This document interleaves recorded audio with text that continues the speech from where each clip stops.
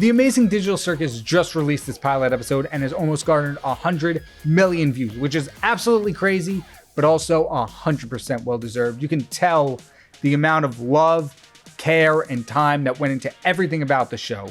The character designs, the art direction, the story, just all chef's kiss. And I wanted to work with it, but I figured it didn't really fit the theme of my Spooky October videos. And then once October was over, I thought it was maybe a little too late. But seeing everybody work with it still, and a bunch of your comments suggesting I draw them, and a lot of other comments just encouraging me to work with these shows like Hell of a Boss, Amazing Digital Circus, and Murder Drones, I figured why not? And to hammer it home, we actually got a comment for today's video where Caine suggested that I venomize the Amazing Digital Circus characters. So without further ado, let's get into the Amazing Venomized Circus. Let's get started.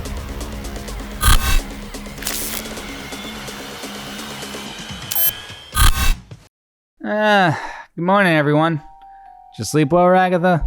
A purple humanoid bunny in pink overalls emerged from his room, just as a colorful cast of characters all did the same. While none of them needed sleep per se due to the nature of the digital landscape, it was still a good way of passing the time and maintaining a routine. You know, Jax, I didn't! A woman who resembled a rag doll in a blue dress with red yarn hair and a button for an eye spoke next. I was worried about centipedes crawling all over me last night. That's an oddly specific thing to be afraid of, but who am I to judge? As Jax and Ragatha walked down the hall, the others joined them. The 6 current inhabitants of the digital circus walked down the hall towards the main area. So, what do you think Caine was trying to put on the other side of that exit door? Are you still going on about that, new kid? I thought after seeing Kaufmo, you'd learn to stop obsessing about an exit. Jax trailed off, interrupted by the sight before him. Everyone glanced over at him to make sure he was okay, and then followed his eye lines out into the far reaches of the tent, where everything was covered in black tendrils. 11 eyes and 1 button stared in awe at the sight before them. The usual vibrant colors of the circus were nearly completely covered by the inky mass. The tendrils snaked up the wall like vines, climbing higher and higher until they reached the roof of the circus. Is this another one of Caine's adventures? Has the tent abstracted? Can the tent even abstract? What the hell is going on? Easy, Pomni. I'm sure once Caine gets here, he'll explain what's going on. Speaking of which, where is Caine? The group looked around to see if their AI ringleader was floating somewhere over the sea of black tentacles, but they couldn't see him anywhere. They decided to wait for him to greet them, but he never showed. It's been almost an hour. I gotta say, I almost missed him. I could still hear his voice. Who cares? Well, maybe we should look for him? Find out what's going on? Great idea, kid. Kinger, you'd take Zubul and Gangle to check the downstairs while me, Ragatha, and Pomni will look up here where it's safe. Sounds good? Great. Let's go, team. With that, the 2 groups split up to try and find Caine. The black tentacles had continued to spread like a virus. There were now a large amount of tendrils lining the walls of the upper floors of the tent. Albeit they weren't as big as the ones coming from the ground floor, but they still covered a sizable area. Jax, Ragatha, and Pomni walked through the upper area of the circus, doing their best to avoid stepping on any of the black tendrils and occasionally calling out for Caine, though no answer would come. Does Caine usually disappear like this? When I was looking for him when Kaufmo abstracted, he didn't show up until I entered the void. We really don't know what the deal with Caine is. He seems to have eyes everywhere, but either can't keep up with everything or, more likely, doesn't care. Though I can't say I'd blame him. I'd ignore you guys too if you were screaming for help. With Jax's less than encouraging words, the 3 continued walking and searching for Caine in this new monochromatic circus. Suddenly, there was a whooshing noise from behind them. Though all 3 jumped at the noise, Jax did his best to hide it. What was that? Pomni said as she whipped around to try and find out what made the noise. I'm sure it was nothing, and even still, it's probably just Caine trying to round everyone up. Right, Jax? Both Ragatha and Pomni turned around to look at Jax, but he was nowhere to be found.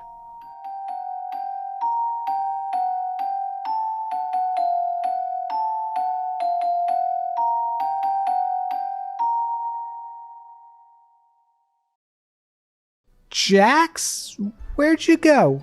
Ragatha and Pomni looked up and down the hall, but there was no one else around. Their third companion was gone. Jax! Did you bail on us again, you jerk? The two continued to walk, now looking for both Caine and Jax. Little did they know, Jax was still with them, stalking them from above. They came into another hallway covered in inky tendrils. Though it was narrow, the high ceiling made the hall seem a lot bigger. They called for Caine and Jax, but like before, there was no answer. We aren't getting anywhere. I hope the others are faring better than us. Oh, I'd say they're doing just fine. A gravelly yet familiar voice spoke from somewhere above them. There was a loud crash behind them, and when Ragatha and Pomni turned, they saw an enormous hulking figure staring at them. The paranoid purple one and the crying ribbon girl were delicious. The figure was clad in pink overalls and spoke through its pointed yellow teeth without ever parting them. Jax? The creature turned its attention to Ragatha and took a step forward. Ragatha and Pomni both flinched and took a step backwards. What's the matter, dollface? Scared me? Although his voice was deeper and more distorted, the creature still kept Jax's mocking tone. They took another step forward while the other two stepped back, trying to maintain a distance between them and Jax. Jax thrust out his arm and shot several tentacles in Ragatha's direction, slamming her against the wall. When he brought his arm back, the tendrils remained, crawling their way up and wrapping themselves around Ragatha. Her body fell to the ground as a black mass of tentacles covered her body. Pomni, the others are still alive. I can see them in this thing's mind or something. Find Caine, he can fix this. Please, Pomni, run! With that final plea, the tendrils completely engulfed Ragatha. All was still for a moment. Pomni nor the venomized Jax moved. Ragatha? Pomni stared at the black mass and began reaching out a hand toward it, when suddenly a spike-like object shot out from the tentacles covering Ragatha right toward Pomni's face. Startled, Pomni tripped and fell, narrowly avoiding the spike. Yes, Pomni. Run! Run away like you did last time when you left us to die. Ragatha stood up as the symbiote finished covering her face. Her and Jax slowly approached Pomni as she picked herself up and ran, looking for the only person who could fix this.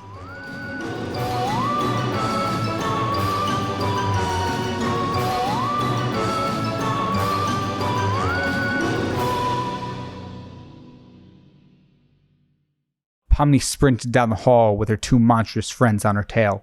They tried to swipe at her whenever they got close, just barely missing her. She made it to the end of the hall and turned the corner, having a faint hint of hope that these two creatures would be moving too fast to stop in time and maybe might send themselves over the edge of the balcony like Kaufmo had. Unfortunately, these creatures were smarter and a lot more agile than Kaufmo was in his abstracted form, and they whipped around the corner with ease, lessening the distance between them and Pomni even further. She wasn't going to escape if things kept going on like this.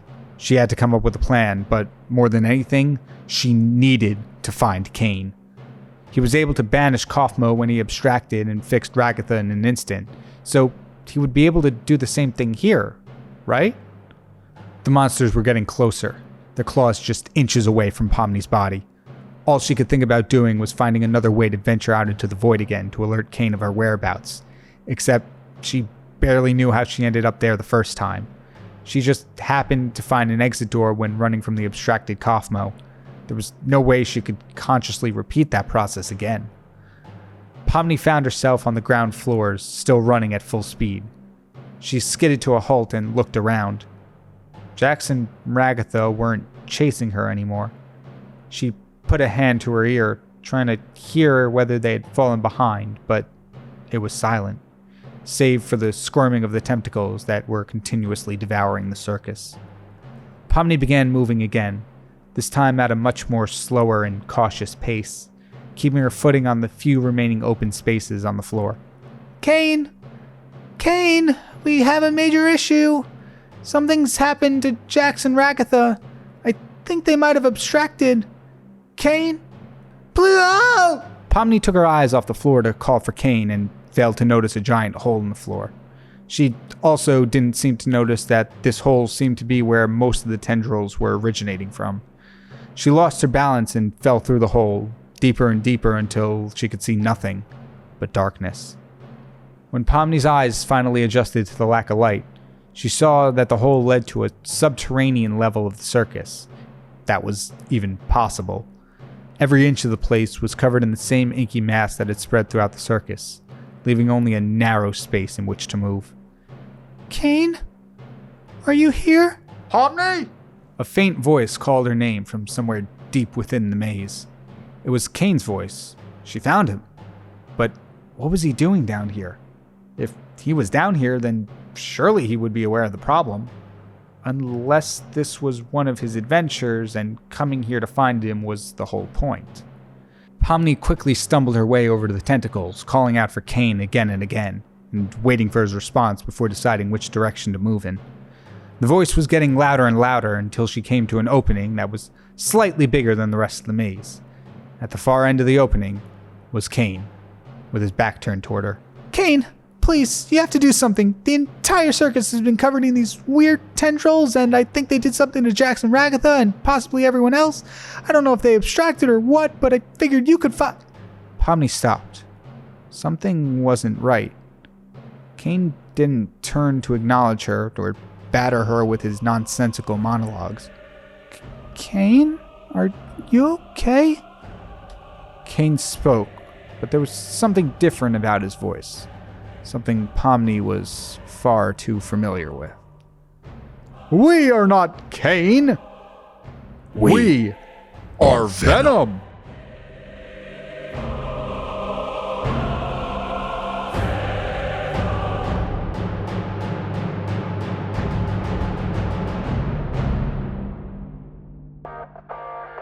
Pomni quickly stumbled her way over the tentacles, calling out for Caine again and again and waiting for his response before deciding which direction to move in. Jesus. We are not Caine. We are Venom. Be sure to like, comment, and subscribe. Subscribe for more digital circus content. Ow! Oh!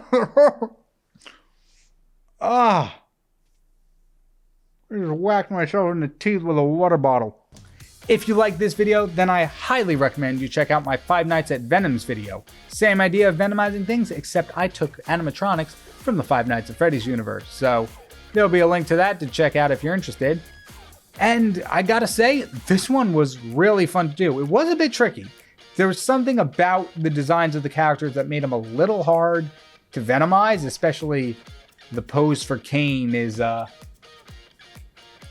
it's a pose for Caine, but I still love it. I really love how I did the dual rim lighting of the blue and the red that's reminiscent of classic Venom from the old animation series. So overall, I'm really happy with how everything here turned out, and I hope you are too. If you had fun with this video, feel free to hit that like button. It really helps me out. It lets the algorithm know that, well, yeah, you like it. Pretty much self-explanatory, but it tells the algorithm to push this video out to more people. So if you could do that, I would greatly appreciate it. We actually just hit 500 subs as of me recording this outro. So thank you all so much. That's freaking amazing. Didn't actually think I would make it here. Nevertheless, in the first year, less than the first year that I started this channel. So guess I'm gonna have to start thinking of a 500 sub or something special. Thank you, everybody. Oh my gosh, I can't believe that. Thank you so much. But that's all I've got for you today. My name is KyngPin Creations. If you had fun with this video, feel free to check out more. And as always, there is a link to a Spotify playlist of all the music I was listening to while working on this project. So if you're interested in what I like to hear, that'll be there for you. And I'll see you in the next video. Take care, everyone.